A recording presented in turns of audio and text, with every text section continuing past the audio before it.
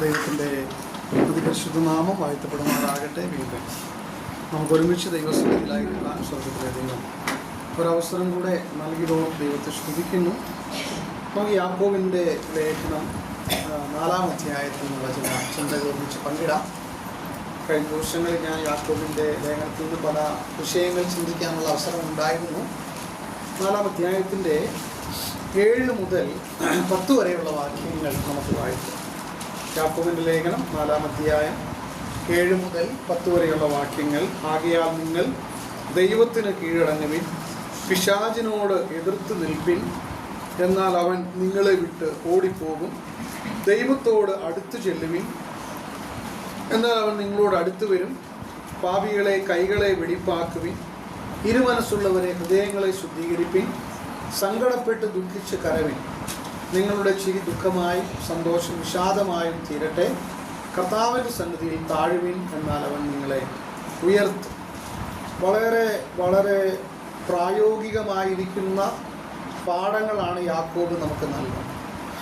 കർത്താവായിരിക്കുന്ന യേശു ക്രിസ്തുവിൻ്റെ പഠിപ്പിക്കലിന് ശേഷം നാം ലേഖനങ്ങളൊക്കെ വായിക്കുമ്പോൾ നമ്മുടെ ക്രിസ്തീയ ജീവിതത്തിൽ നമുക്ക് പ്രാക്ടിക്കലാക്കാനായിട്ട് വളരെ പ്രയാസകരമായിരിക്കുന്ന നിലയിൽ തോന്നാവുന്ന ടീച്ചിങ് നൽകിയിരിക്കുന്നത് യാക്കോബാണ്. കാരണം നാം വിശ്വസിക്കുന്ന വിശ്വാസത്തിന് അനുയോജ്യമായിരിക്കുന്ന ജീവിതം ഉണ്ടാകണം എന്നുള്ളതാണ്. അല്ലെങ്കിൽ നമ്മുടെ വിശ്വാസം നിർജീവമാണെന്ന് യാക്കോബ് പല പ്രാവശ്യം ആ ലേഖനത്തിൽ ഓർപ്പിക്കുന്നു. അപ്പോൾ നമ്മുടെ അനുദിന ജീവിതത്തിൽ നമ്മുടെ ശരീരത്തിലെ അവയവങ്ങളെ, നമ്മുടെ വാക്കുകളെ, നമ്മുടെ വികാരങ്ങളെ, വിചാരങ്ങളെ ഒക്കെ നിയന്ത്രിക്കുന്നതിനെക്കുറിച്ച് യാക്കോബ് എഴുതി. നാം ഈ വായിച്ച വാക്യങ്ങൾ ഈ അധ്യായത്തിലെ ചില പ്രശ്നങ്ങളുടെ പരിഹാരമായിട്ടാണ് യാക്കോബ് നിർദ്ദേശിക്കുന്നത്. ഈ അധ്യായത്തിലെ പ്രശ്നങ്ങളെന്ന് പറയുമ്പം അന്ന് നിലവിലുള്ള ദൈവസഭയിൽ വിശ്വാസികളുടെ മധ്യത്തിലും കുടുംബങ്ങളിലും ഉണ്ടായതായിരിക്കുന്ന പ്രശ്നങ്ങൾ, അതിന് പരിഹാരം എന്തെന്നുള്ളതാണ് ഈ വാക്യങ്ങൾ നമ്മെ ഓർപ്പിക്കുന്നത്. അപ്പോൾ ഈ അധ്യായത്തിൽ ചില പ്രശ്നങ്ങൾ ഉണ്ടെന്നുള്ളതാണ് നാം മനസ്സിലാക്കുന്നത്. ഈ വാക്യം തുടങ്ങുന്നത് 7-ാം വാക്യം, ഞാൻ വായിച്ച വാക്യം തുടങ്ങിയിരിക്കുന്നത് എങ്ങനെയാണ്? Therefore, ആകയാൽ നിങ്ങൾ എന്ന് പറഞ്ഞാണ് ഈ വാക്യം തുടങ്ങുന്നത്. അപ്പോൾ ആകയാൽ എന്ന് പറയുന്നത് കൊണ്ട് നമുക്കറിയാം അതിൻ്റെ മുകളിൽ പറഞ്ഞിരിക്കുന്ന കാര്യങ്ങളുമായിട്ട് കണക്ട് ചെയ്തിരിക്കുകയാണ് യാക്കോബ്. അപ്പോൾ അതിന് മുകളിൽ പറഞ്ഞിരിക്കുന്ന കാര്യങ്ങളാണ് ഇവിടുത്തെ പ്രശ്നങ്ങൾ. അത് മുഴുവൻ നമുക്ക് സംസാരിക്കാനോ ഒരു ദിവസം കൊണ്ട് പഠിക്കാനോ പറ്റത്തില്ല. ഈ പരിഹാര മാർഗങ്ങളും ഈ ഇന്നത്തെ ഈ ചിന്ത കൊണ്ട് പറ്റത്തില്ലെങ്കിൽ അതിൻ്റെ പ്രധാനമായിരിക്കുന്ന ഒരു 4-5 കാര്യങ്ങൾ സൂചിപ്പിച്ച് ഞാൻ വിടാമെന്ന് ആഗ്രഹിക്കുന്നു. അത് നമ്മുടെ ദൈവസഭയ്ക്കും നമ്മുടെ സഭയിലുള്ള കുടുംബങ്ങൾക്കും ഒരുപോലെ അനുഗ്രഹമായി തീരാനായിട്ട് ഞാൻ പ്രത്യേകം പ്രാർത്ഥിക്കുന്നു. ദൈവം നമ്മെ സഹായിക്കട്ടെ. ഇവിടുത്തെ പ്രശ്നമെന്ന് പറയുന്നത് 1-ാമത്തെ വാക്യമാണ്. യാക്കോബ് പറയുന്നത് ഇവിടെ എന്താണ് നിലവിലുള്ള പ്രശ്നം എന്ന് പറയുന്നുണ്ട്. എന്താണ് 1-ാമത്തെ വാക്യം? ഷണ്ടയും കലഹവും ഉണ്ട്. എവിടെയാ ഷണ്ടയും കലഹവും? ആദ്യം തന്നെ യാക്കോബ് പറഞ്ഞേ നിങ്ങളിൽ, അല്ലെ? നിങ്ങളിൽ ഷണ്ടയും കലഹവും എവിടെ നിന്നെന്നാണ്. അപ്പോൾ നമുക്ക് നമ്മുടെ സഭയോട് ബന്ധപ്പെട്ട്, നമ്മുടെ കുടുംബങ്ങളോട് ബന്ധപ്പെട്ട്, നമ്മുടെ ജീവിതത്തോട് ബന്ധപ്പെട്ട് നമുക്ക് ചേർത്ത് ചിന്തിക്കാം. അപ്പോൾ ഇവിടുത്തെ വിഷയമെന്ന് പറയുന്നത് കലഹമാണ്, അല്ലെങ്കിൽ വഴക്കാണ്. ആ വാക്കുകളെല്ലാം ഏതാണ്ട് ഒരേ ആശയമായതുകൊണ്ട് ഞാൻ അതിൻ്റെ എന്താ പറയുക പുറമേ ഉള്ള കാര്യങ്ങൾ മാത്രം നമുക്ക് മനസ്സിലാക്കാനുള്ള പറഞ്ഞു പോകാനായിട്ട് ആഗ്രഹിക്കുകയാണ്. അപ്പോൾ കലഹത്തിൻ്റെ ഉറവിടം നാം ആദ്യം കണ്ടെത്തുക എന്നുള്ളതാണ് പ്രശ്നപരിഹാരത്തിന് ആദ്യമായിട്ട് നടക്കേണ്ടത്. അത് കുടുംബത്തിലാകട്ടെ, അത് സഭയിലാകട്ടെ. ഒരു കലഹമുണ്ടെങ്കിൽ, ഒരു വഴക്കുണ്ടെങ്കിൽ, ഒരു പിണക്കമുണ്ടെങ്കിൽ, ഒരു ഷണ്ടയുടെ മനോഭാവം ഉണ്ടെങ്കിൽ തീർച്ചയായിട്ടും അതിന് ഒരു കാരണം കാണണമല്ലോ. ഒരു കാരണമില്ലാതെ എന്തില്ല ഒരിക്കലും ഒരു വഴക്കുണ്ടാകുന്നില്ല, ഒരു പിണക്കമോ ഒരു കലഹമോ ഉണ്ടാകുന്നില്ല, അത് എവിടെയായാലും. അപ്പോൾ അതിൻ്റെ ഉറവിടം നാം മനസ്സിലാക്കണം. എവിടെ നിന്നാണ്, അല്ലെങ്കിൽ എന്താണ് അതിൻ്റെ പിന്നിലുള്ള കാരണമെന്ന് ഒന്നാമതായിട്ട് നാം തിരിച്ചറിയണം. യാക്കോബ് പറയുന്നു, നിങ്ങൾ അതിൻ്റെ 1-ാം വാക്യം നാം വായിക്കുമ്പോൾ ഇങ്ങനെയാണ്: നിങ്ങളിൽ ഷണ്ടയും കലഹവും എവിടെ നിന്ന്? നിങ്ങളുടെ അവയവങ്ങളിൽ പോരാടുന്ന ഭോഗേച്ഛകളിൽ നിന്നല്ലയോ നിങ്ങൾ മോഹിച്ചിട്ടും. അപ്പോ യാക്കോബ് പറയാണ് ഈ കലഹം അതിൻ്റെ കാരണം എന്ന് പറയുന്നത് ചില കാര്യങ്ങളൊക്കെ നിങ്ങൾ എന്ത് ചെയ്യുന്നു? മോഹിക്കുന്നു. ചില ആഗ്രഹങ്ങൾ നിങ്ങൾക്കുണ്ട്. ആഗ്രഹങ്ങളൊന്നും തെറ്റല്ല, മോഹവും തെറ്റല്ല. പക്ഷേ നിങ്ങളത് മോഹിക്കുമ്പോൾ തന്നെ ആ മോഹത്തിൻ്റെ ലക്ഷ്യം പറയുന്നുണ്ട് യാക്കോബ്. നിങ്ങൾ മോഹിക്കുന്നത് എന്തിനു വേണ്ടിയിട്ടാണ്? ഭോഗേച്ഛകളിൽ ചിലവിടാൻ വേണ്ടിയിട്ടാണ്. നമ്മുടെ ഭാഷയിൽ പറഞ്ഞാൽ, മനസ്സിലാകുന്ന ഭാഷയിൽ പറഞ്ഞാൽ അടിച്ചു പൊളിച്ചുള്ള ജീവിതത്തിന് വേണ്ടിയുള്ള ആഗ്രഹം. നമ്മൾ ജീവിതത്തെ ആസ്വദിക്കുന്നതിനകത്തൊന്നും തെറ്റില്ല, പക്ഷേ ജീവിതത്തിന്റെ ലക്ഷ്യം ആസ്വാദനമാകുമ്പം കാര്യങ്ങൾ വ്യത്യാസമാണ്, അല്ലേ? നമ്മൾ പലപ്പോഴും പലരെയും നമുക്ക് അറിയാം, ഒരുപക്ഷെ നമ്മുടെ വിശ്വാസികളുടെ ഇടയിൽ അല്ലെങ്കിൽ പോലും ചിലരെ നമുക്കറിയാം, അവര് കടം വാങ്ങിയാണേലും വില വാങ്ങിയാണേലും എങ്ങനെയൊക്കെയാണേലും ജീവിതം അവരെന്ത് ചെയ്യുന്നു, വളരെ ലാഭീഷായിട്ട് ജീവിക്കാൻ ആഗ്രഹിക്കുന്നു. അങ്ങനെ ലാഭീഷായിട്ട് ജീവിക്കുന്ന ആസ്വദിക്കുന്നവരെ സംബന്ധിച്ച് പലപ്പോഴും അവര് ജീവിതത്തിൽ എപ്പോഴും എങ്ങനെയായിരിക്കും നിൽക്കുന്നത്? തീരാ കടത്തിൽ അവർ ജീവിക്കണം. അവർക്കൊരിക്കലും സ്വസ്ഥമായിരിക്കുന്ന ഒരു ജീവിതം നയിക്കാനായിട്ട് സാധിക്കത്തില്ല. എന്നാൽ ദൈവം നമുക്ക് തന്നിരിക്കുന്ന വകകളെ കൊണ്ട് നാം ആസ്വദിച്ച് ജീവിക്കുന്നത് തെറ്റൊന്നുമല്ല, അതിൽ തന്നെ തെറ്റായിരിക്കുന്നില്ല. പക്ഷേ ലക്ഷ്യമാസ്വാദനമാകുമ്പോൾ പ്രശ്നമാണ്. അപ്പൊ യാക്കോബ് പറയാണ്, ഇവിടെ ഒന്നാമത്തെ കലഹത്തിന്റെ പ്രശ്നം എന്ന് പറയുന്നത് ജീവിതത്തെ നാം എന്ത് ചെയ്യാൻ ആഗ്രഹിക്കുന്നു, നമ്മുടെ ജഡത്തിന്റെ താല്പര്യങ്ങൾക്ക് ഇഷ്ടമായ നിലയിൽ അതിനെ ആസ്വദിക്കുവാനായിട്ട് നാം ആഗ്രഹിക്കുന്നു. ഒന്നുകൂടി ചുരുക്കി പറഞ്ഞാൽ, പലപ്പോഴും നാം തെറ്റായ ഒരു പ്രമാണത്തിൽ അറിയാതെ ജീവിക്കുന്നു. എന്ന് പറഞ്ഞാൽ ലോകത്തിലുള്ളതായിരിക്കുന്ന വസ്തുക്കളെ നാം സ്നേഹിക്കുകയും മനുഷ്യരെ നാം ഉപയോഗിക്കുകയും ചെയ്യും. ഞാൻ പറഞ്ഞതിന്റെ കാര്യം മനസ്സിലായോ? നാം വസ്തുക്കളെ എന്ത് ചെയ്യുന്നു? സ്നേഹിക്കുന്നു. മനുഷ്യരെ എന്ത് ചെയ്യുന്നു? നാം സ്നേഹിക്കുന്ന, ആസ്വദിക്കാൻ ആഗ്രഹിക്കുന്ന ആ വസ്തുക്കൾക്ക് വേണ്ടി ഉപയോഗിക്കാൻ ആഗ്രഹിക്കുക. ശരിക്കും നടക്കേണ്ടത് എങ്ങനെയാണ്? വസ്തുക്കൾ നമുക്ക് ഉപയോഗത്തിനുള്ളതാണ്. ഒരു കാറ്, ആ കാറ് നമുക്ക് ഉപയോഗത്തിനുള്ളതാണ്, അതിനെ നാം ഉപയോഗിക്കണം. ഒരു വീട്, അത് നമുക്ക് ഉപയോഗിക്കാനുള്ളതാണ്, നമ്മൾ ഉപയോഗിക്കണം. പൈസ നമുക്ക് ഉപയോഗിക്കാനുള്ളതാണ്. മനുഷ്യരെ നാം എന്ത് ചെയ്യണം? സ്നേഹിക്കണം, അല്ലേ? മനുഷ്യരെ നാം സ്നേഹിക്കുകയാണ് ചെയ്യേണ്ടത്. നമ്മൾ തിരിച്ചാണ് പലപ്പോഴും സംഭവിക്കുന്നത്. വസ്തുക്കളെ നാം സ്നേഹിക്കുകയും മനുഷ്യരെ ആ വസ്തുക്കളുടെ നേട്ടത്തിനായിട്ട് എന്ത് ചെയ്യുന്നു? ഉപയോഗിക്കുകയും ചെയ്യുന്നു. അപ്പൊ അതിനകത്ത് എവിടെയെങ്കിലുമൊക്കെ എന്തുണ്ടാകും? ചില പ്രശ്നങ്ങളുണ്ടാകും. നമ്മൾ ആഗ്രഹിക്കുന്ന ഈ കാര്യങ്ങൾ നടക്കാതെ വരുമ്പോൾ, അത് മാതാപിതാക്കന്മാരുടെ കുടുംബത്തിലാകാം, മക്കളും മാതാപിതാക്കന്മാരുടെ തമ്മിലുള്ള ഇടപാടുകളിലാകാം, അത് കുടുംബങ്ങളിൽ മറ്റ് വ്യക്തികളായിട്ടുള്ളതായിരിക്കുന്ന ഇടപാടുകളിലാകാം. അങ്ങനെ വസ്തുക്കളോടുള്ളതായിരിക്കുന്ന നമ്മുടെ സ്നേഹം അത് നഷ്ടപ്പെടുത്തുവാൻ, സാക്രിഫൈസ് ചെയ്യുവാനായിട്ട് മനസ്സില്ലാതെ വരുമ്പോൾ അവിടെ എന്തുണ്ടാകും? നമുക്കറിയാം, പലപ്പോഴും പല പ്രശ്നങ്ങളുടെ അടിസ്ഥാന കാരണം തപ്പി നമ്മൾ ചെന്ന് കഴിഞ്ഞാൽ അവിടെയൊക്കെ പണമായിരിക്കും. അത് വീടിന്റെ സ്വത്തായിരിക്കാം, വീടായിരിക്കാം, മറ്റ് എന്താ പറയുക, പാർട്ടിയേഷൻ ആയിരിക്കാം, എന്തെങ്കിലുമൊക്കെ ഭൗതികമായിരിക്കുന്ന വസ്തുക്കളോടുള്ള അമിതമായ സ്നേഹം മുഖാന്തരം നാം നമ്മുടേതായിരിക്കുന്ന മനുഷ്യരെ, അല്ലെങ്കിൽ ഒഴിച്ച് അത് മാതാപിതാക്കന്മാർ തന്നെ ആയിരിക്കാം, സഹോദരി സഹോദരന്മാർ തന്നെ ആയിരിക്കാം. ഈ ഭാഗത്തങ്ങളില്ല ഒരാളെ ചേട്ടൻ അങ്ങനെ അല്ലേ? എന്താ കാരണം? ഇതൊക്കെ തന്നെ വിഷയം ലോകത്തിൽ മുഴുവൻ നടക്കുന്നു. വിശ്വാസികളുടെ മധ്യത്തിലും അത് വർദ്ധിച്ചു വരികയാണ്. അതൊക്കെ പറയേണ്ട ആവശ്യമായിരിക്കുന്നുണ്ട്, ഞാനത് പറയാം, പക്ഷേ അത് ഉറക്കെ പറയാൻ ആവശ്യമായിരിക്കുന്ന കാര്യമാണ്. അപ്പോൾ ഒന്നാമത്തെ കാര്യം യാക്കോബ് പറയുന്നത്, ആസ്വാദ്യകരമായിരിക്കുന്ന ഒരു ജീവിതത്തിന് വേണ്ടി ഒരു വിശ്വാസി ശ്രമിച്ചാൽ ആ ആസ്വാദനം മാത്രമല്ല, പിന്നെയോ അത് ശരീരത്തിന്റെ ഇഷ്ടങ്ങൾക്ക് അനുസൃതമായ നിലയിൽ ലാഭീഷായിട്ട് ജീവിക്കാനുള്ള ആഗ്രഹം. യാക്കോബ് പറയുന്നുണ്ട്, ലോകസ്നേഹം എന്താണ്?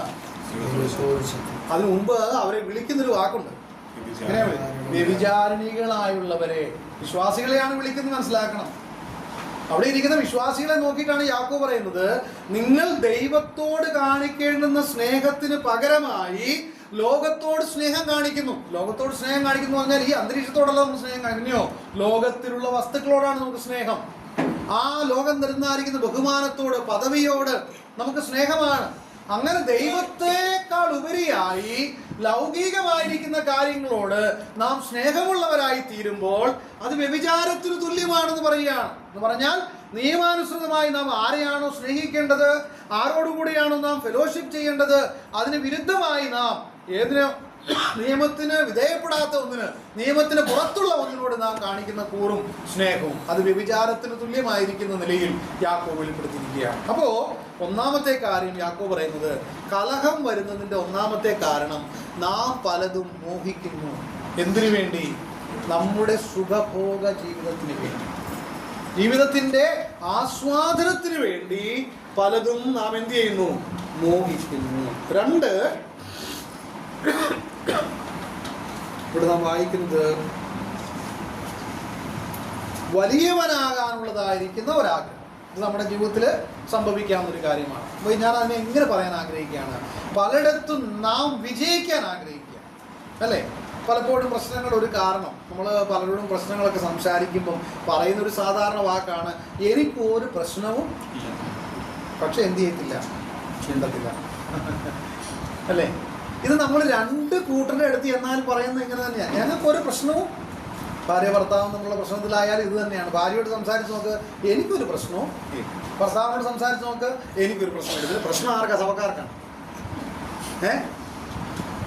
ഇവരുടെയൊക്കെ സംസാരം കേട്ട് കഴിഞ്ഞാൽ തോന്നും സഭക്കാർക്കാണ് പ്രശ്നമെന്ന് തോന്നും. പ്രശ്നങ്ങളുണ്ട്. എന്താ പ്രശ്നം? ആ പ്രശ്നത്തിൽ ഞാൻ വിജയിക്കാൻ ആഗ്രഹിക്കുകയാണ്. ഞാൻ വിജയിക്കാൻ ആഗ്രഹിക്കുമ്പോൾ ഞാൻ ചെയ്യുന്ന കാര്യം എന്താണ്? അടുത്തയാളാണ് മോശം, അടുത്തയാളാണ് മുഴുവൻ പ്രശ്നങ്ങളുടെയും ഉത്തരവാദി എന്നുള്ള നിലയിൽ ഞാൻ എന്ത് ചെയ്യാൻ ആഗ്രഹിക്കുന്നു? മറ്റുള്ളവരെ ധരിപ്പിക്കാനായിട്ട് ശ്രമിക്കുന്നു. അവിടെ എൻ്റെ ലക്ഷ്യം എന്താണ്? പ്രശ്നം പരിഹരിക്കുകയല്ല, മറിച്ച് ഞാൻ മോശമല്ല, ഞാനാണ് ശരി, ഞാനാണ് നേരെന്നുള്ളത് നിങ്ങൾ മനസ്സിലാക്കിയിട്ട് എന്ത് ചെയ്യണം? നിങ്ങൾ എന്നെ അക്സെപ്റ്റ് ചെയ്യണം, നിങ്ങൾ എൻ്റെ കൂടെ നിൽക്കണം. ഇതാണല്ലോ നമ്മൾ ആഗ്രഹിക്കുന്നത്. യാക്കോബ് പറയാണ് ഇങ്ങനെയുള്ളതായിരിക്കുന്ന പ്രശ്നങ്ങൾ, ഇങ്ങനെയുള്ള ആസ്വാദനം, ഇങ്ങനെയുള്ള ശരീരത്തിൻ്റെതായിരിക്കുന്ന താല്പര്യങ്ങൾക്ക് വേണ്ടിയുള്ളതായിരിക്കുന്ന ശ്രമം, ഇങ്ങനെയുള്ളതെല്ലാം എന്തുണ്ടാക്കിക്കൊണ്ടിരിക്കുക? ഓരോ ദിവസവും കലഹം ഉണ്ടാക്കിക്കൊണ്ടിരിക്കുക. കുടുംബത്തിൽ ഭാര്യയും ഭർത്താവും തമ്മിലുള്ളതായിരിക്കുന്ന പ്രശ്നം. കഴിഞ്ഞ ദിവസം 6ാം ക്ലാസ്സിൽ പഠിക്കുന്നതായിരിക്കുന്ന കുട്ടികളുടെ 30 കുട്ടികളെ വിളിച്ചിട്ട് ഒരു ചെറിയ പരീക്ഷണം നടത്തി, ഒരു പഠനം നടത്തിയതാണ്. അവരെ വിളിച്ചിട്ട് പറഞ്ഞു, നിങ്ങൾക്ക് ഏറ്റവും താല്പര്യമുള്ളതായിരിക്കുന്ന, ഇഷ്ടമുള്ള നിങ്ങളുടെ താല്പര്യങ്ങളൊന്നും എഴുതാൻ പറഞ്ഞു. അപ്പോൾ ഈ ചോദിച്ചയാൾ പ്രതീക്ഷിച്ചത് 6ാം ക്ലാസ്സിൽ പഠിക്കുന്ന പിള്ളേരല്ല, വല്ല സൈക്കിളോ വല്ല കളിപ്പാട്ടോ അങ്ങനെയുള്ള കാര്യങ്ങൾ, വല്ല ട്രിപ്പ് പോകുന്നതൊക്കെ ആയിരിക്കും പിള്ളേർ എഴുതും എന്ന് വിചാരിച്ച് പ്രതീക്ഷിച്ചിരിക്കുകയാണ്.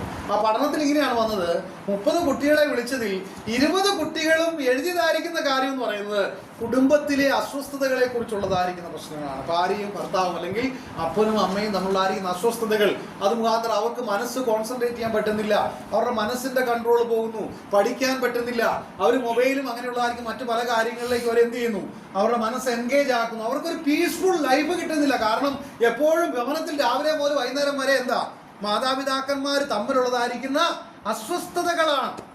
അപ്പൊ ഇത് വിശ്വാസികളുടേതായിരിക്കുന്ന കുടുംബങ്ങളിൽ നിന്ന് വർദ്ധിച്ചു വന്നുകൊണ്ടിരിക്കുകയാണ്.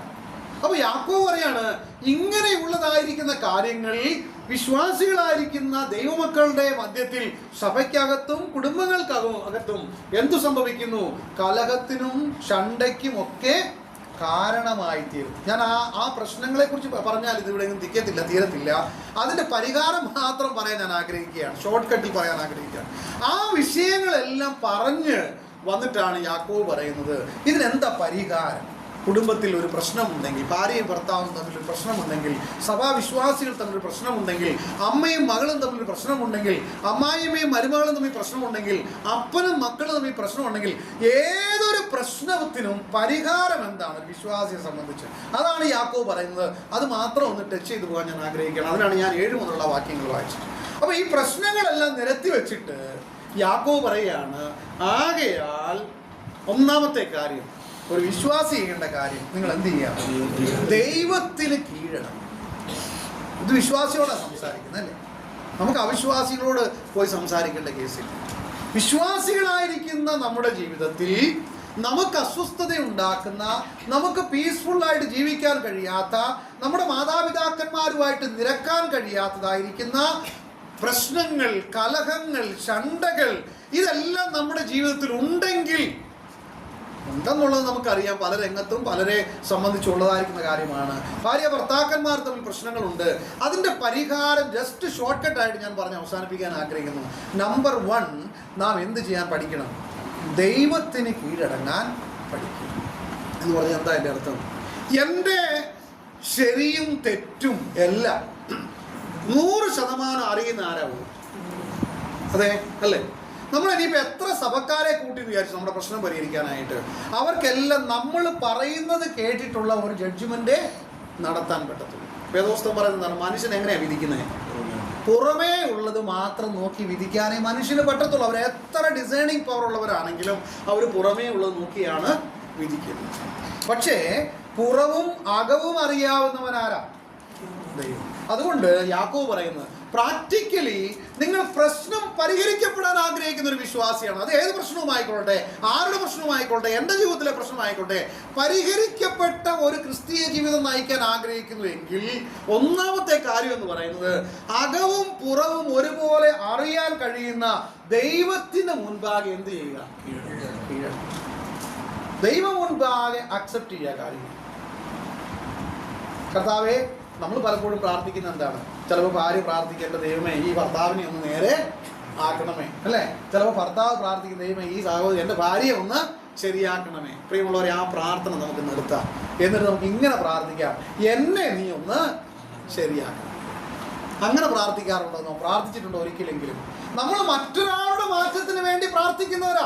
ഒരുപക്ഷെ വേദനയിൽ നിന്ന്, പ്രയാസത്തിൽ നിന്ന്, ഉണ്ടായ ഞെരുക്കത്തിൽ നിന്നൊക്കെ ആയിരിക്കും ആത്മാർത്ഥമായിട്ട് കണ്ണുനീരൊഴുക്കി തന്നെയായിരിക്കും പ്രാർത്ഥിക്കുന്നത്. പക്ഷേ പലപ്പോഴും നാം മറ്റുള്ളവർ ശരിയാകാൻ വേണ്ടിയാണ് പ്രാർത്ഥിക്കുന്നത്. ഒരിക്കലെങ്കിലും ദൈവസന്നിധിയിൽ ആത്മാർത്ഥമായിട്ട് പ്രാർത്ഥിച്ചിട്ടുണ്ടോ? കർത്താവേ, എന്നെ ഒന്ന് ശരിയാക്കണമേ, എൻ്റെ കുറവുകളെ ഒന്ന് ശരിയായ നിലയിൽ മനസ്സിലാക്കി ഞാൻ നിനക്ക് കീഴ്പ്പെടാനായിട്ട് ആഗ്രഹിക്കുന്നു, ഞാൻ മൗനമായിട്ട് ഇരിക്കാൻ ആഗ്രഹിക്കുന്നു. സങ്കീർത്തനക്കാരൻ എന്താ പറയുന്നത്? അവിടെ ദൈവത്തെ കുറിച്ച് പറഞ്ഞൊരു കാര്യമുണ്ട്, be still and know that I am God.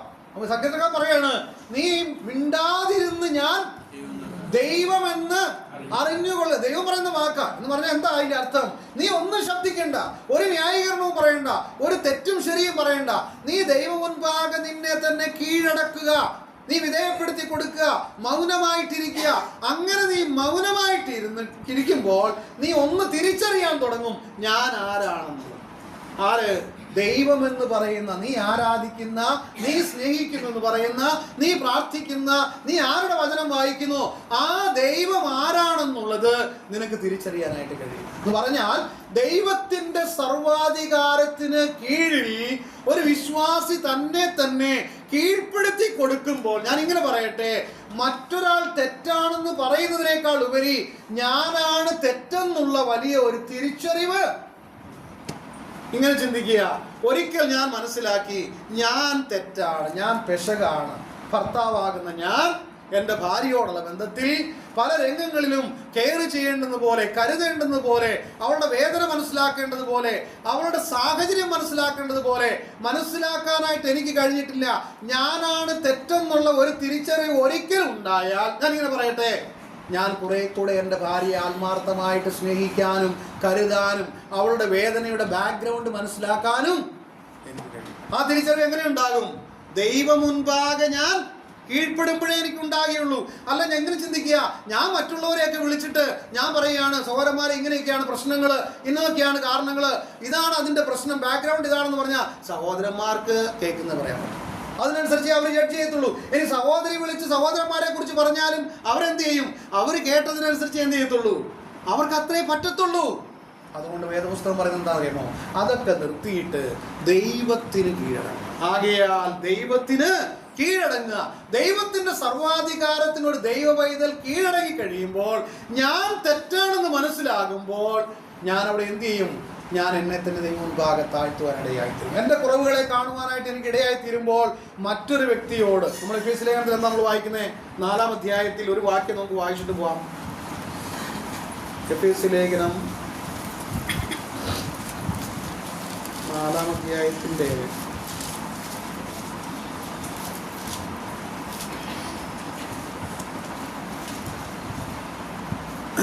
4-ാം അധ്യായത്തിൻ്റെ 1 മുതൽ 4 വരെയുള്ള വാക്യങ്ങൾ വായിക്കാം. കർത്തൃസേവ നിമിത്തം ബദ്ധനായിരിക്കുന്ന ഞാൻ പ്രബോധിപ്പിക്കുന്നത്, നിങ്ങളെ വിളിച്ചിരിക്കുന്ന വിളിക്ക് യോഗ്യമാവണ്ണം പൂർണ്ണ വിനയത്തോടും സൗമ്യതയോടും ദീർഘക്ഷമയോടും കൂടെ നടക്കുകയും, പിന്നെ സ്നേഹത്തിൽ അന്യോന്യം പൊറുക്കുകയും ആത്മാവിന്റെ ഐക്യത സമാധാന ബന്ധത്തിൽ കാപ്പാൻ ശ്രമിക്കുകയും ചെയ്യുവിൻ. നിങ്ങളെ വിളിച്ചപ്പോൾ ഏകപ്രത്യാശയ്ക്കായി നിങ്ങളെ വിളിച്ചതുപോലെ ശരീരം ഒന്ന്, ആത്മാവൊന്ന്, കർത്താവ് ഒരുവൻ, വിശ്വാസമൊന്ന്, സ്നാനമൊന്ന്, എല്ലാവർക്കും മീതെയുള്ളവനും എല്ലാവരിലും കൂടി വ്യാപരിക്കുന്നവനും എല്ലാവരിലും ഇരിക്കുന്നവനുമായി എല്ലാവർക്കും ദൈവവും പിതാവുമായവൻ. എന്താ ചെയ്യണ്ടേ? ഇതങ്ങ് നമ്മൾ പാലിക്കാൻ ശ്രമിച്ചാൽ മതി. എന്താ? പൂർണ്ണ വിനയത്തോടുകൂടെ നടക്കുക, സൗമ്യതയോടുകൂടെ നടക്കുക, ദീർഘക്ഷമയോടുകൂടെ നടക്കുക, സ്നേഹത്തിൽ അന്യോന്യം പൊറുക്കുക. അങ്ങനെ ആ ആത്മാവിന്റെ ഐക്യത എന്ത് ചെയ്യണം? നമ്മൾ നിലനിർത്താൻ ശ്രമിക്കണം. സഭയിലുണ്ടാകണം, കുടുംബത്തിലുണ്ടാകണം. ഭാര്യ ഭർത്താവ് ചെയ്യേണ്ട കാര്യങ്ങൾ ഇതാ. എന്ത് ചെയ്യണം? അന്യോന്യം പൊറുക്കണം. സ്നേഹത്തിൽ അന്യോന്യം പൊറുക്കണം. പൂർണ്ണ വിനയത്തോടുകൂടെ ഭർത്താവ് വിനയപ്പെടണം, ഭാര്യയും വിനയപ്പെടണം. ഇതേ ലേഖനത്തിൽ പൗലോസ് പറയുന്നുണ്ട്, ക്രിസ്തുവിന്റെ ഭയത്തിൽ അന്യോന്യം. ഭാര്യ മാത്രം കീഴ്പ്പെട്ടാൽ മതിയോ? നമ്മൾ സാധാരണ അങ്ങനെയാണ് പഠിപ്പിക്കുന്നത്. ഭാര്യമാരെ നിങ്ങളുടെ ഭർത്താക്കന്മാർക്ക് കീഴ്പ്പെടണം എന്നാണ് നമ്മൾ പഠിക്കുന്നത്. അത് കൽപ്പന തന്നെയാണ്, ശരിയാണ്. പക്ഷേ 5-ാം അധ്യായത്തിലേക്ക് വരുമ്പോൾ കുടുംബജീവിതത്തെ കുറിച്ച് പറഞ്ഞതിന് ശേഷം പൗലോസ് പറയാണ്, ക്രിസ്തുവിന്റെ ഭയത്തിൽ അന്യോന്യം കീഴ്പ്പെടണം എന്ന് പറഞ്ഞാൽ ഭർത്താവിനും കീഴ്പ്പെടൽ ആവശ്യമാണ്, ഭാര്യയ്ക്കും കീഴ്പ്പെടൽ ആവശ്യമാണ്. അത് ക്രിസ്തുവിന്റെ ഭയത്തിലാകണം.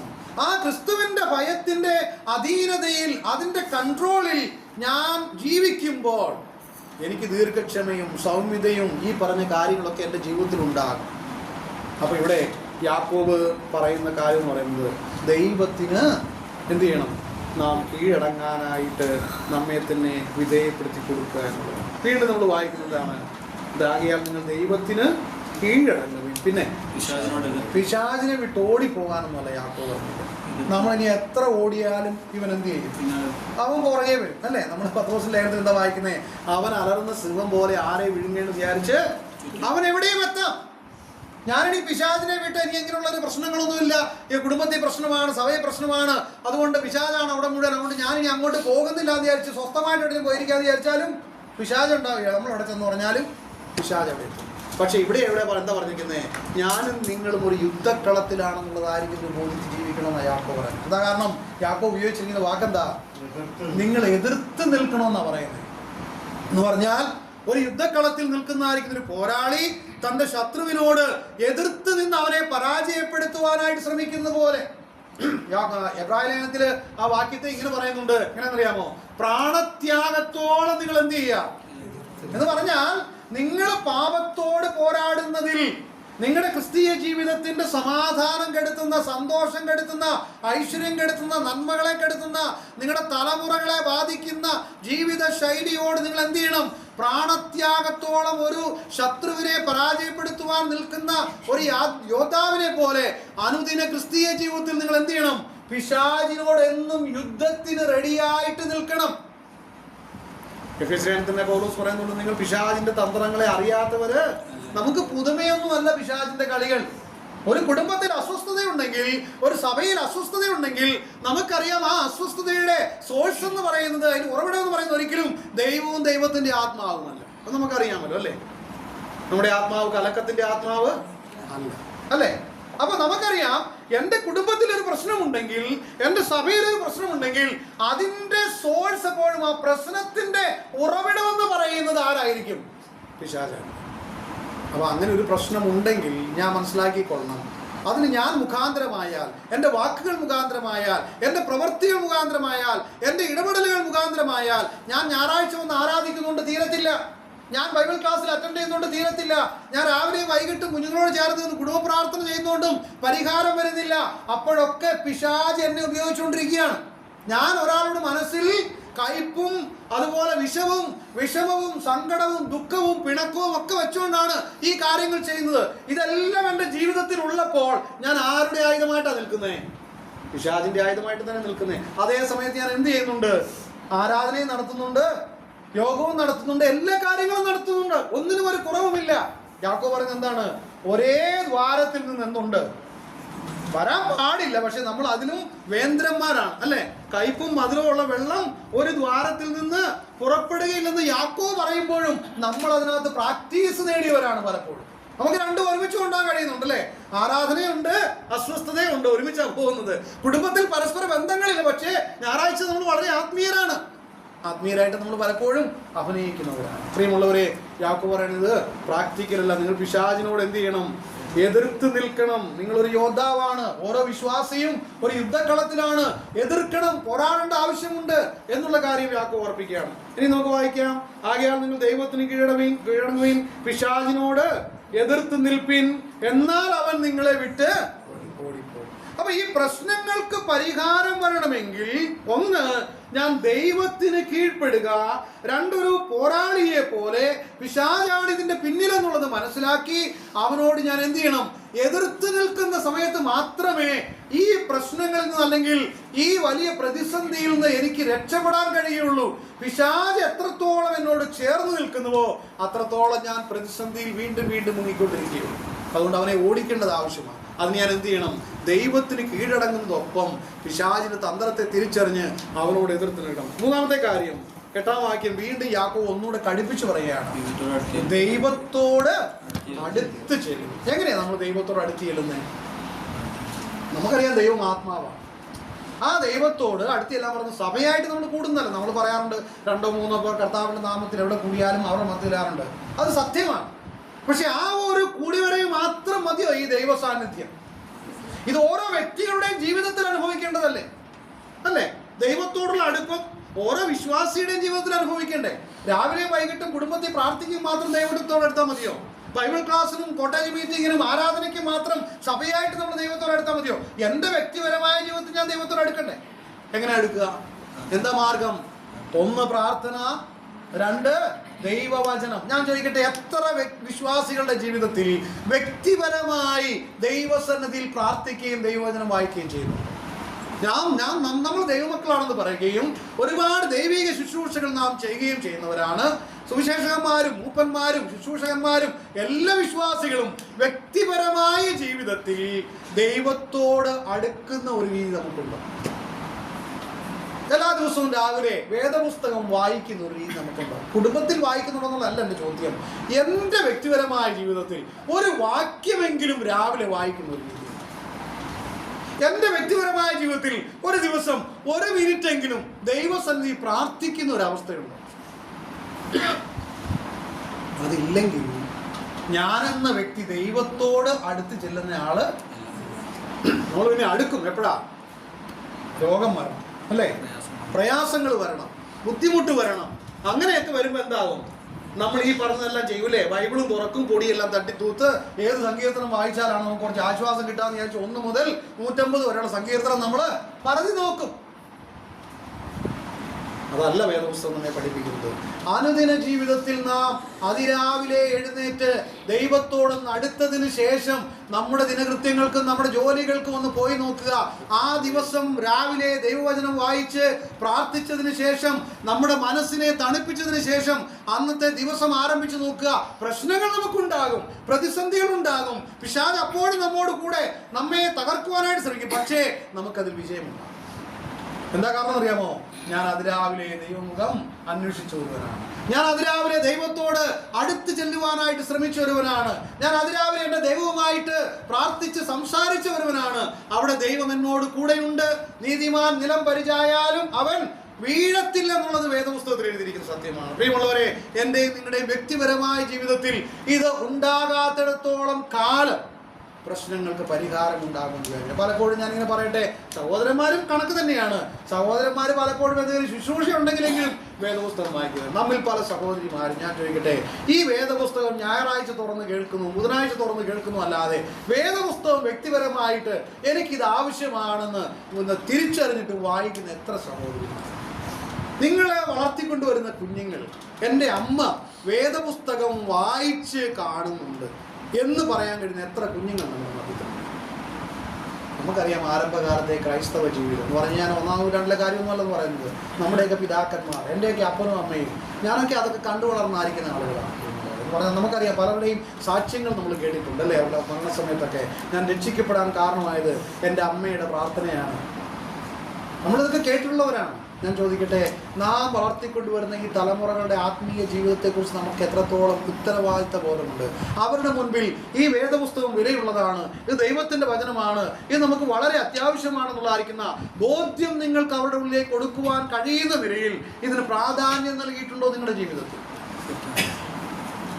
ഇത് നമ്മൾ ശ്രദ്ധിച്ചില്ലെങ്കിൽ ഈ തലമുറകൾ എവിടെയെങ്കിലും വഴിപിഴച്ചു പോയാൽ അവരെ ഒന്നും കുറ്റം പറയരുത്, മൊബൈലിനെ ഒന്നും കുറ്റം പറയരുത്, ലോകവ്യവസ്ഥയൊന്നും കുറ്റം പറയരുത്. അതിൻ്റെ ഉത്തരവാദികൾ നാം മാത്രം. നാം അത് തിരിച്ചറിയേണ്ടതായിരിക്കുന്ന കാര്യമാണ്. കർത്താവിനെ സഹായിക്കട്ടെ. നമ്മുടെ പ്രശ്നങ്ങൾ, നമ്മുടെ കലഹങ്ങൾ, നമ്മുടെ ഷണ്ട, നമ്മുടെ പ്രശ്നങ്ങളെല്ലാം പരിഹരിക്കപ്പെടുവാൻ യാക്കോബ് പറയുന്ന മൂന്നാമത്തെ കാര്യം എന്ത് ചെയ്യണം? നാം ദൈവത്തോട് അടുത്ത് ചെല്ലുകയും പിന്നെ എന്നാൽ അവൻ നിങ്ങളോട് അടുത്ത് വരും. ഞാൻ അതൊന്ന് വിശദീകരിക്കണമെങ്കിൽ വളരെ മനോഹരമായിരിക്കുന്ന ചിന്തകളാണ് അതൊക്കെ തരുന്നത്. ഞാൻ ആ ഭാഗം വിട്ടിട്ട് 9-ാമത്തെ 8ഉം 9ഉം വാക്യങ്ങളിലേക്ക് വരികയാണ്. എന്നാൽ അവൻ നിങ്ങളോട് അടുത്ത് വരും. പാപികളെ കൈകളെ വെടിപ്പാക്കുവിൻ, ഇരുമനസ്സുള്ളവരെ ഹൃദയങ്ങളെ ശുദ്ധീകരിപ്പിൻ, സങ്കടപ്പെട്ട് ദുഃഖിച്ച് കരവിൻ, നിങ്ങളുടെ ചിരി ദുഃഖമായും സന്തോഷം വിഷാദമായും തീരട്ടെ. ഞാനിങ്ങനെ പറയട്ടെ, ഇതിൻ്റെ ചുരുക്കം എന്ന് പറഞ്ഞാൽ എന്താണെന്നറിയാമോ?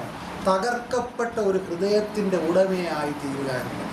അതാണ് അവിടെ പല നിരയിലൂടെ വിശദീകരിച്ചിരിക്കുന്നത്. ഒരു ദൈവവൈദ്യൻ ഉണ്ടാകേണ്ട അടുത്ത മനോഭാവം എന്ന് പറയുന്നത് ഹൃദയത്തിൽ എന്തുണ്ടാകണം? ഒരു ദുഃഖം ഉണ്ടാകണം. നമ്മുടെ സന്തോഷം എന്തായി തീരണം? സങ്കടമായി തീരണം. ഇവിടെ നമ്മൾ വായിക്കുന്നത് സങ്കടപ്പെട്ട് ദുഃഖിച്ച് കരവിൻ. ഇന്ന് പലപ്പോഴും നമ്മൾ പ്രശ്നങ്ങളൊക്കെ സംസാരിച്ച് 4 പേര് കൂടി എല്ലാം പരിഹരിച്ച് കഴിയുമ്പം ഞാൻ വിജയിച്ചു എന്നുള്ളതായിരിക്കുന്ന ധാരണയിൽ പോകുന്നത്. സന്തോഷിക്കാമെന്ന് എല്ലാവരുടെയും മുൻപിൽ ഞാൻ ശ്രേഷ്ഠനായി, ഞാൻ മാന്യനായി, എൻ്റെ നിരപരാധിത്വമൊക്കെ ആൾക്കാർ തെളിഞ്ഞു. വേദോസം പറയുന്നറിയാമോ? അങ്ങനെയൊന്നും സന്തോഷിക്കണ്ട. എന്താ ചെയ്യണ്ടേ? പകരം ഹൃദയത്തിൽ ഒരു ദുഃഖം ഉണ്ടാകട്ടെ.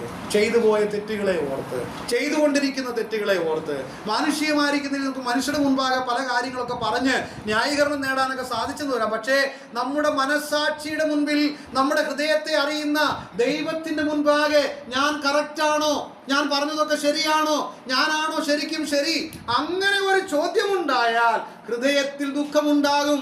അതൊരു പക്ഷേ കണ്ണുനീർ പൊഴിക്കാവുന്ന നിലയിലേക്ക് നമ്മുടെ ഹൃദയം തകരുവാനായിട്ടിടയായി തീരും.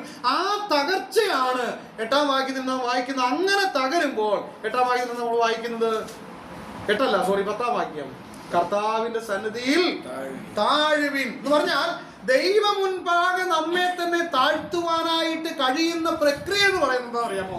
നമ്മുടെ തെറ്റുകളെ ദൈവത്തിന്റെ മുൻപാകെ അംഗീകരിച്ച് ഞാനാണ് കുറ്റക്കാരൻ, ഞാനാണ് കുറ്റക്കാരി എന്നുള്ള ആ ഒരു തിരിച്ചറിവ് ഉണ്ടാകുമ്പോൾ ഞാൻ ആരും അറിയാതെ ആരുടെ മുൻപാകെ താഴും? ദൈവം മുൻപാകെ. ദൈവത്തിന് മുൻപാകെ ഞാൻ താഴുമ്പോൾ വേദോസ് എന്താ പറയുന്നത്?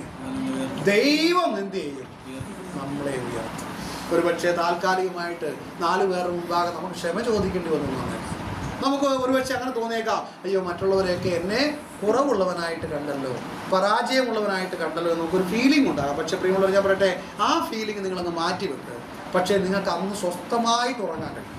എന്താ കാരണം അറിയാമോ? നിങ്ങളുടെ ആ ചെറിയ തീരുമാനം, അത് ഭാര്യയോടാകാം, ഭർത്താവിനോടാകാം, അമ്മയോടാകാം, അപ്പനോടാകാം, മക്കളോടാകാം, അയ്യോ എനിക്ക് തെറ്റിപ്പോയി, എന്നോട് ക്ഷമിക്കണമെന്ന് നിങ്ങൾ ദൈവം മുൻപാകെ ചെയ്യുന്ന ആ ഒരു തീരുമാനത്തെ ആര് മാനിക്കുമെന്നറിയാം? ദൈവം മാനിക്കും. സഭക്കാർ മാനിക്കലായിരിക്കാം, മനുഷ്യർ മാനിക്കത്തില്ലായിരിക്കാം, പക്ഷെ ആര് മാനിക്കും? ദൈവം മാനിക്കും. ദൈവം മാനിക്കുമ്പം ദൈവം എന്ത് ചെയ്യുന്ന പറഞ്ഞേക്കുന്നേ? അവൻ നിങ്ങളെ ഉയർത്തിക്കോളും. ദൈവം ഉയർത്താതെ നാം എന്തെല്ലാം ന്യായീകരണം പറഞ്ഞ് ഉയരാൻ ശ്രമിച്ചാലും 2 സ്റ്റെപ്പ് പോകുമ്പം 4 സ്റ്റെപ്പ് താഴോട്ട് പോകുമെന്നുള്ളൊരു ഓർമ്മ നമുക്കുണ്ട്. കർത്താവിനെ സഹായിക്കട്ടെ. ഞാനിവിടെ അവസാനിപ്പിക്കുകയാണ്. യാക്കോബിന്റെ ലേഖനമൊക്കെ നമുക്ക് വായിക്കണം. ഇത് പ്രത്യേകിച്ച് പ്രസംഗിച്ച് പഠിപ്പിക്കേണ്ട ആവശ്യമൊന്നുമില്ല. ഇതിനകത്ത് സിമ്പിളായിട്ടുള്ള കാര്യങ്ങൾ നമ്മൾക്കൊന്ന് വായിച്ച് ധ്യാനിച്ചാൽ നമ്മുടെ ഹൃദയമൊക്കെ ദൈവം മുൻപാകെ നാം തന്നെ താഴ്ത്തും. യാക്കോബ് പറയാണ്, എവിടെ നിന്നാണ് നിങ്ങളുടെ മധ്യത്തിൽ കലഹവും ഷണ്ടയും ഒക്കെ ഉള്ളത്? നിങ്ങളുടെ മോഹം. ആ മോഹം എന്ത് മോഹം? ഈ ലോകത്തിലെ വസ്തുവകകളോടുള്ള ബന്ധത്തിലുള്ളതായിരിക്കുന്ന മോഹം. അത് എന്തിനു വേണ്ടിയുള്ള മോഹം? നിങ്ങളുടെ സുഖലോലുപതയ്ക്ക് വേണ്ടിയുള്ളതായിരിക്കുന്ന മോഹം. എന്നിട്ട് യാക്കോബ് പറയാണ്, നിങ്ങൾ ഒരുപാട് യാചിക്കുന്നുണ്ട്, മോഹിക്കുന്നുണ്ട്, നിങ്ങൾ ഷണ്ടയിടുന്നുണ്ട്, നിങ്ങൾ അസൂയപ്പെടുന്നുണ്ട്, നിങ്ങൾ കൊല്ലുന്നുണ്ട്, എന്നിട്ട് നിങ്ങളൊന്നും നിങ്ങളിതെല്ലാം ചെയ്തത് അതിന് വേണ്ടിയിട്ടാണ്, പ്രാപിക്കാൻ വേണ്ടിയിട്ടല്ലേ? പക്ഷെ നിങ്ങളിതെല്ലാം ചെയ്ത് മറ്റു പലരെയും അസൂയയോടെ നോക്കി, അസൂയയോടെ പറഞ്ഞു, കുശുമ്പോടുകൂടെ സംസാരിച്ചു, ഒരുത്തനെ താഴ്ത്തി കെട്ടാൻ പറഞ്ഞു. പിന്നെ നിങ്ങൾ വാക്കുകൾ കൊണ്ട് പലരെയും എന്ത് ചെയ്തു? കൊന്നു, നശിപ്പിച്ചു. അവരുടെ ശുശ്രൂഷകളെയൊക്കെ തീർത്ത് എന്തിനു വേണ്ടി? നിങ്ങൾക്ക് പ്രാപിക്കാൻ, നിങ്ങൾക്ക് വിജയിക്കാൻ, നിങ്ങളാണ് ശരിയെന്ന് തെളിയിക്കാനായിട്ട്. പക്ഷെ വല്ലതും സാധിച്ചോ? അവസാനം കിട്ടിയത് എന്താ? അപമാനവും. നമ്മളോട് കൂടി നിന്ന് സഹോദരൻ നിങ്ങളാണ് ശരിയെന്ന് പറഞ്ഞാൽ അങ്ങോട്ട് മാറി എന്നിട്ട് പറയുന്നത് വേറെയാണ്. കുറച്ച് കഴിയുമ്പോൾ നമ്മളെ അവർ വേറെ കണ്ടുകൊണ്ടാണ് കാണുന്നത്. എന്നാൽ യാക്കോബ് പിന്നെ പറയണത്, യാചിക്കുന്ന ഏവനും എന്ന് പറഞ്ഞാൽ എൻ്റെ ചുരുക്കം എന്താ? ഞാൻ ആദ്യം പറഞ്ഞ ഈ പരിപാടികളൊക്കെ നിർത്തിയിട്ട് ദൈവസന്നിധി നമ്മെ തന്നെ താഴ്ത്തി മൗനമായിരുന്നു കർത്താവിനോട് യാചി, കർത്താവ് ഈ പ്രശ്നത്തിനൊരു പരിഹാരം ഞാനും എൻ്റെ അമ്മയുമായിട്ടുള്ള പ്രശ്നം, ഞാനും എൻ്റെ അപ്പനുമായിട്ടുള്ള പ്രശ്നം, ഞാനും എൻ്റെ ഭർത്താവുമായിട്ടുള്ള പ്രശ്നം, ഞാനും എൻ്റെ ഭാര്യയുമായിട്ടുള്ള പ്രശ്നം, ഞാനും എൻ്റെ മക്കളുമായിട്ടുള്ള പ്രശ്നം, എൻ്റെ സഭയിലെ സഹോദരി സഹോദരന്മാരുമായിട്ടുള്ള എൻ്റെ പ്രശ്നം എന്ത് തന്നെ ആയിക്കൊള്ളട്ടെ, ആ പ്രശ്നങ്ങൾക്ക് ഒരു പരിഹാരം ഞാൻ ആഗ്രഹിക്കുന്നു. ഞാൻ മൗനമായിരുന്നതിൻ്റെ പ്രവൃത്തി കാണുവാനായിട്ട് ആഗ്രഹിക്കുന്നു. ഞാൻ തെറ്റാണെന്നുള്ളത് ഞാൻ അവിടുത്തെ മുൻപാകെ അംഗീകരിക്കുന്നു. ഞാൻ ഇനി പ്രതികരിക്കുവാനായിട്ടില്ല, ന്യായം പറയുവാനായിട്ടില്ല, ഞാൻ വിജയിക്കാൻ ആഗ്രഹിക്കുന്നില്ല. നിന്റെ നാമം എന്നിൽ കൂടെ മഹത്വപ്പെടുവാനായിട്ട് ഞാൻ ആഗ്രഹിക്കുന്നു. അവിടുത്തെ മുൻപാകെ ഞാൻ എന്നെ തന്നെ താഴ്ത്തുകയാണ്. നിങ്ങളൊരു അല്പ ദിവസങ്ങൾ നമ്മുടെ ജീവിതത്തിൽ നാം എല്ലാവരും അല്പ ദിവസങ്ങളെങ്കിലും ഒന്ന് പ്രായോഗികമായിട്ട് ഒന്ന് ഇതൊന്ന് ശ്രമിച്ചു കഴിഞ്ഞാൽ നമുക്ക് പിന്നെ മനസ്സിലാവും നമ്മുടെ ജീവിതം എങ്ങനെ മാറുന്നു എന്നുള്ളത്. കർത്താവ് നമ്മെ സഹായിക്കട്ടെ, നമ്മെ ബലപ്പെടുത്തട്ടെ.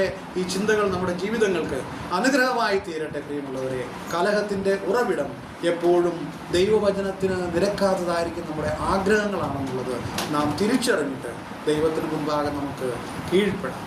തെറ്റായിരിക്കുന്ന എല്ലാ കാര്യങ്ങളും, ചിന്തകളും, വാക്കുകളും, പ്രവൃത്തികളും ദൈവവചനത്തിനും ദൈവത്തിനും പ്രസാദമാകാത്ത എല്ലാ കാര്യങ്ങളും അതിൻ്റെ സോഴ്സ് റിയലി പിശാചാണെന്ന് മനസ്സിലാക്കാം. പലപ്പോഴും ഞാൻ അറിഞ്ഞോ അറിയാതെയോ പിശാചിൻ്റെ ആയുധമായി തീർന്നിട്ടുണ്ടെന്നുള്ള കാര്യം നമുക്ക് ദൈവസന്നിധിയിൽ അംഗീകരിക്കുകയും അതോടൊപ്പം പ്രാർത്ഥനയോടുകൂടെ ദൈവവചന പഠനത്തോടുകൂടെ പിശാചിനോട് നമുക്ക് എതിർത്ത് നിൽക്കാം. ദൈവത്തോട് നമുക്ക് അടുത്ത് ചെല്ലാം. നമ്മുടെ ജീവിതം ഒന്ന് ക്രമീകരിക്കുവാനായിട്ട് നമുക്ക് ശ്രമിക്കാം.